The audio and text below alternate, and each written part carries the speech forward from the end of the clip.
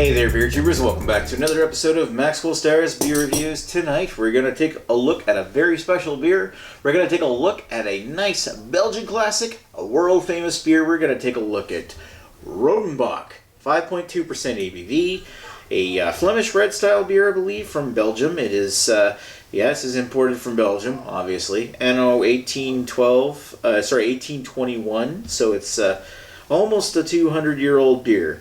It says ingredients: water, barley malt, hops, corn. So don't hold it too much against it because it's got corn in it.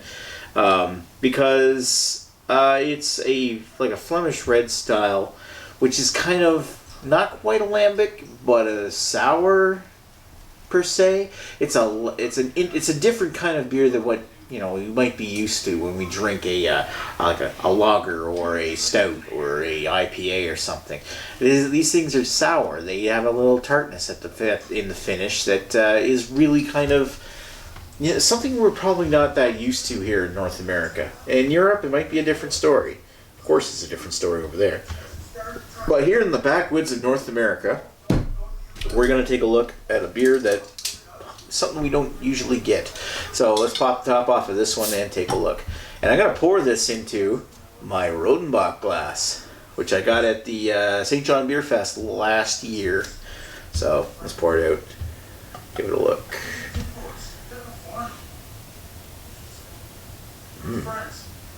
Now, I can't fit the entire thing in this glass, but I can give myself a nice head. Stop at the head jokes. Alright. Looking at that, very, like 2 fingers ahead right on top of that, almost to the 25 CL line on my glass. When I look at it, it's almost like prune juice. It's very hazy, very opaque, brown, ruby red almost through the center, little touches of orange and yellow at the bottom, tan off-white head. Maybe not quite. It's almost like if it were any darker, it would be mocha. It was just. It's kind of. As it dissipates, it's starting to form. It was kind of dense, and then it started to form bigger bubbles, and it's still retaining its volume, but it's. And it is dying a little, but as it retains its volume, it's almost like the bubbles get bigger instead of getting smaller. So it's actually kind of interesting to look at. Looks interesting. Let's give it a sniff.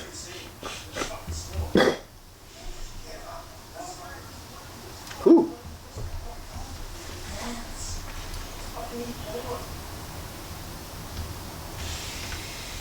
It's very tart. There's hints of like cherries and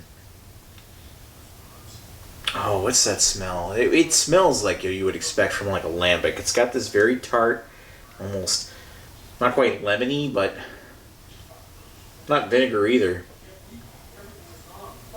But very almost briny kind of cherry. A lot of cherry and a little bit of. It's almost like it smells like oak tannins. It's got this very woody kind of smell as well. It's like. You ever had blue cheese and it's got this little bit of funk to it? It doesn't not the cheese smell, but it's got this dust kind of smell where you've got this this woodsy kind of dust kind of yeast kind of smell. It really smells like that and cherries. It's really kind of interesting. Not bad. Down the hatch. Cheers. Ooh. Ooh, yeah, wow. And that's where it separates itself from any other beer you might have had if you're from North America. This is different in that it's very sour, it's tart, but in a good way. On the tip of the tongue as it goes down, you get this almost, not vinegary sour, but this very strong lemon sour, like citric acid, like a sour candy almost kind of thing, and then it dissipates into a puff of foam, leaving taste of light malted barley and it's very dry.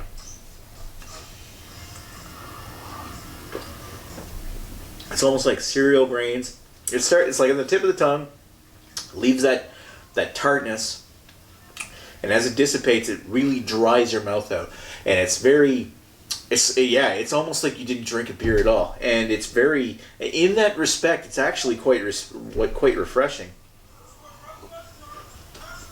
Oh, that's quite good. Oh yeah, I love that. I wish I had more of these.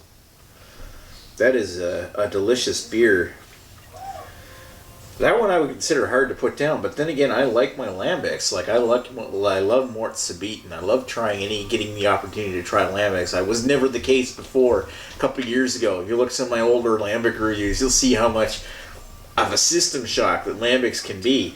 And now, as I'm more used to it, I find I could drink this all the time.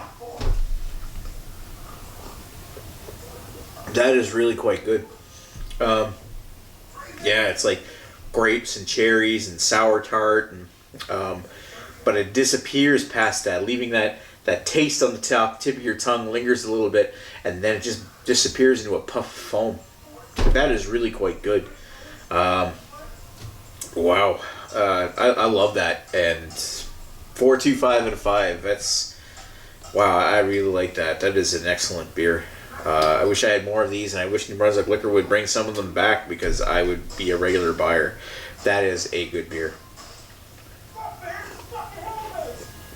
Especially with all the Belgian beer we've gotten lately. It was just, this would fit right in.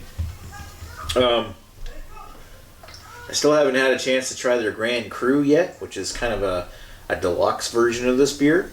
But as far as this one goes, I really approve of this, and if you see it, try it. It's kind of like their standard beer, right? It's kind of like their, it's almost like Molson's Canadian, for that brand. This is their sessionable, this is their drinking beer.